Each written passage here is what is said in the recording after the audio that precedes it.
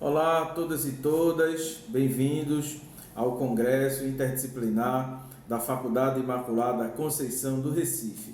Eu me chamo Diogo Ramos, sou advogado, mestre em perícias forenses e sou professor da Faculdade Imaculada Conceição do Recife.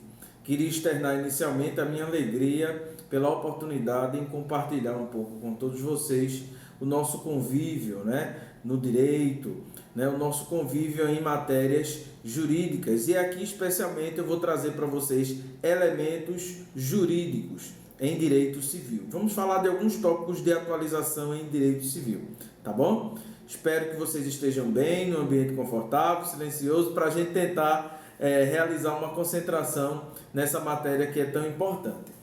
Já que vamos falar de tópicos de atualização em direito civil, o primeiro que eu trouxe para vocês é o nome civil, O nome civil é o sinal exterior pelo que são reconhecidas e designadas, as pessoas no seio familiar, no seio social, no seio oficial, É o principal elemento identificador dos indivíduos.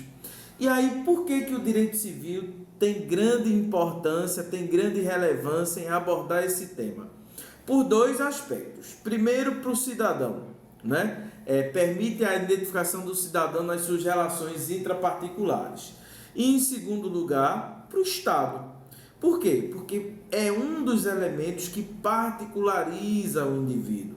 É bem comum no Brasil as pessoas terem nomes comuns, nomes iguais, até toda a sua composição do nome ser muito similar. Mas é importante dizer aqui para vocês que o nome sim é um elemento de individualização, de caracterização do indivíduo. Lógico que muitas das vezes, somente se permite a identificação quando associada a outros elementos, como por exemplo o documento de registro geral, o documento de CPF, entre outras características. No Brasil, existe a obrigatoriedade do registro do indivíduo, do registro do nome civil. E ele se dá inicialmente pela certidão de nascimento. Então, todo brasileiro, todo aquele nascido no Brasil, ele tem a obrigatoriedade de registrar o seu nome civil, que normalmente é designado por seus pais. Então, o nome ele faz parte de um rol de direitos que nós chamamos de direitos personalíssimos. São direitos indisponíveis. O nome é indisponível, eu não posso dispor meu nome, eu não posso negociar o meu nome, Ele é imprescritível, o indivíduo não perde o direito. Já imaginou? Meu nome é Diogo Ramos, sou professor da Faculdade Imaculada Conceição do Recife. Já pensou se eu perdesse, a possibilidade de utilizar o meu nome? Não, você, João, Maria, José, Carla, Patrícia, Mário, vocês também não perdem o direito ao uso do seu nome civil, porque ele é imprescritível, é uma característica importante. E ele é inexpropriável, Ninguém pode se apropriar do seu nome, Então ele não pode ser expropriado, Porque ele identifica a pessoa na sociedade. Isso não te dá exclusividade. Tem muito Diogo por aí, muita Maria, muito José, muito Carlos, mas o meu nome, com as características que foram registradas, com todas as relações que estão transacionadas, relacionadas à minha pessoa, isso não pode ser objeto de expropriação. Por mais que famoso, eu seja, que não é o caso, apenas uma hipótese aqui para colocar para vocês. O nome, ele também tem uma característica importante. Lá na Lei de Registros Públicos, no artigo 98, a gente vai identificar a característica da imutabilidade, ou seja, o nome também não pode mudar.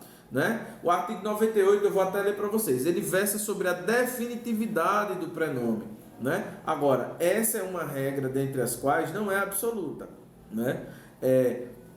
O marido ou a mulher, o esposo ou a esposa pode acrescer nomes, na possibilidade do casamento. Da mesma forma, pode retirar o nome que foi acrescido no advento do divórcio e daí por diante. Então, existem algumas características, existem na verdade várias características e eu vou falar um pouquinho delas aqui para vocês, porque eu acho esse um tópico interessante, acho até pouco falado, mas que envolve muito os direitos das pessoas, envolve muito as características das pessoas. Mas por que essa característica existe? Ela, primeiro, ela vem consagrar um registro público e nós sabemos que no Brasil existe um rigor legal, um rigor burocrático importante que versa sobre o assento dos registros públicos, né? Segundo, é para dar segurança, eu diria segurança jurídica, né? Já pensou se eu pudesse mudar o meu nome amanhã? Estou cheio de dívida, vou mudar meu nome. Não pode, então eu preciso dar segurança e segurança jurídica nas relações. E o terceiro, eu diria para vocês, é fé pública. Então é por esses três elementos, né, que eu não posso estar modificando constantemente o meu nome. Agora, essa característica da imutabilidade, ela é relativa, a imutabilidade do nome, tá? Essa característica é relativa. Eu diria, inclusive, que a principal delas, né, é a questão da segurança jurídica. É importante dar segurança jurídica às relações que são subscritas por cada um de nós. Lógico que não somente o nome nos identifica, mas o nome associado a outros registros, sim, né, nos identifica, né? Então, existem motivos que justifiquem a alteração do nome civil? Sim, existem alguns motivos. É por isso que eu disse que essa última característica é a que a gente mais vai falar, porque ela é quem gera uma demanda judicial, né? Ela é quem pode gerar uma demanda no serviço extrajudicial, ou seja, no âmbito dos cartórios, eu diria até mais restrita, mas ela pode gerar uma demanda também, né? Porque todos esses atores estão imbuídos de fé pública para proceder com essas alterações ou com esses registros. O juiz, num rol muito maior, muito mais abrangente, né? Ele é o Estado se pronunciando, e a parte diretamente no cartório, no serviço extrajudicial, também tem um rol de possibilidades para alteração. Essa alteração não é porque meu nome é feio, porque eu não gostei, porque, né, eu quero que o namorado me esqueça. Não, nada disso. São hipóteses previstas em lei, tá certo? Que foram apreciadas pela jurisprudência e pela doutrina ao longo de um determinado tempo. Então, a Lei 6.015 de 73, que versa sobre registros públicos, diz o seguinte, lá no seu artigo 57, anota aí: a alteração posterior de nome, somente por exceção e motivadamente, eu destacaria essas duas expressões, após a audiência do Ministério Público, será permitida por sentença do juiz a que estiver sujeito o registro, arquivando-se o mandado e publicando-se a alteração pela imprensa, é salvada a hipótese do artigo 110 da própria lei. Então, perceba que o próprio artigo 57 da Lei de Registros Públicos traz as hipóteses de alteração, ou melhor, primeiro, traz a possibilidade de alteração do nome civil. Por que eu falei que lá no cartório a gente faz alteração? Digamos que um casal decide se divorciar e vai buscar a via extrajudicial, né? Nessa possibilidade, se houver uma alteração, ele vai proceder. Agora, a grande maioria vai se basear pelo que o artigo 57 está constituindo aqui para a gente, né? Que são alterações respaldadas na própria lei, ouvido o Ministério Público e decidido pelo juiz, tudo com vistas a dar segurança jurídica. Então, algumas situações, a gente não vai conseguir explorar todas, mas pelo menos mencionar cada uma delas eu consigo. Prenome que expõe o seu portador ao ridículo, ao vexame, que cause constrangimento ou que seja exótico, né? Por exemplo, Xerox da Silva, Fotocópia Maria, né? Esses são casos que aconteceram, né? Pode ser que o indivíduo se sinta constrangido, mas também pode ser que não. Isso é uma particularidade, mas que acaba ecoando para uma coletividade, né? Pode soar estranho para mim, mas se o indivíduo aceitar, também não há obrigatoriedade na modificação do seu nome. Então, essa seria uma hipótese, né? E esses casos, inclusive, circularam em Pernambuco, né? Uns quiseram mudar, outros não, era uma família com alguns irmãos. E essa manifestação de vontade deve sim ser preservada. Prenome que contenha erro gráfico é comum, né? E a gente tem que respeitar essa possibilidade também. Alteração de prenome para incluir apelido público notório ou nome, conforme aconteceu com Lula, conforme aconteceu com a Xuxa, né? Acabou tendo grande notoriedade esses pseudônimos que foram dados a essas pessoas, tá certo? Alteração do prenome pelo uso prolongado e constante, que está muito similar ao que eu acabei de falar agora, né? Os exemplos de Lula e de Xuxa. Alteração do prenome por conta da pronúncia é uma possibilidade da lei. Então, se for uma pronúncia que traga um equívoco, que possa induzir a erro, inclusive, né? Que tenha uma perspectiva diferenciada, isso pode ser objeto de apreciação judicial e manifestação nesse sentido. Alteração do prenome por conta de homonímia depreciativa, então se tiver essa característica depreciativa, muito comum, a primeira hipótese que eu trouxe para vocês, pode ser objeto de alteração de nome, né?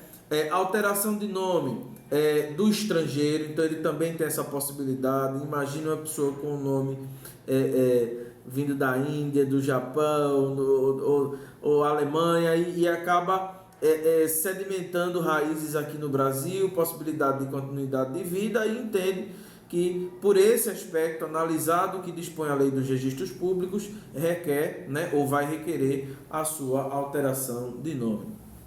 Esse item é muito importante, né? Alteração do prenome para proteção da vítima ou testemunha. Aí a segurança da pessoa, né? Um processo delicado, né? Num processo que está em segredo de justiça, operações policiais. Então, se for um caso relevante, é o caso concreto que vai dizer, item a item, né? Elemento a elemento, pode ser objeto de alteração do nome também para proteger a vítima ou a testemunha, né? Alteração do prenome por conta da adoção pode acontecer, né? A adoção cria um novo vínculo, estabelece uma nova relação de socioafetividade, é uma possibilidade que acertadamente está na lei de registros públicos.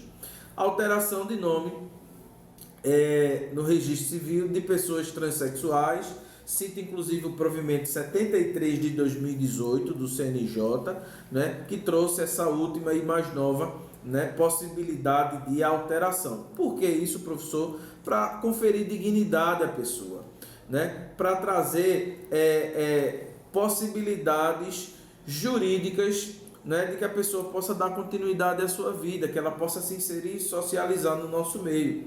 Aí eu trouxe alguns nomes que foram, isso está na literatura, isso está nas redes, alguns nomes que foram objetos de alteração, né? Ou que algumas pessoas aqui até preferiram manter os seus nomes. Kaelson Bruno, em alusão ao KLB, né? Xerox Miguel da Silva, Michael Ed Murphy, Harley Davidson Son, né?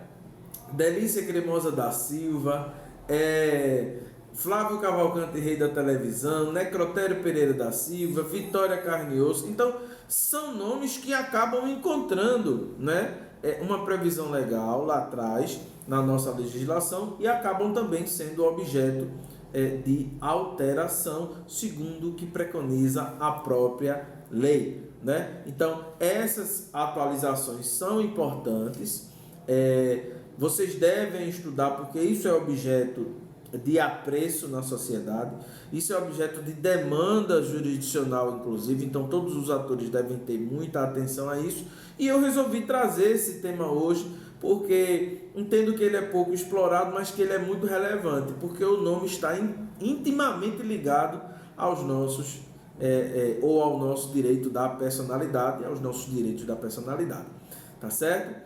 Então eu queria agradecer a vocês pela oportunidade de fala, pelo espaço de fala, parabenizar os organizadores do Congresso Interdisciplinar Internacional da Faculdade Imaculada Conceição do Recife, me colocar à disposição e dizer para vocês que é sempre muito bom essa oportunidade de trazer conhecimentos e dividir um pouco com vocês, tá bom? Meu abraço a todos, fiquem todos bem, saúde e paz. Até breve.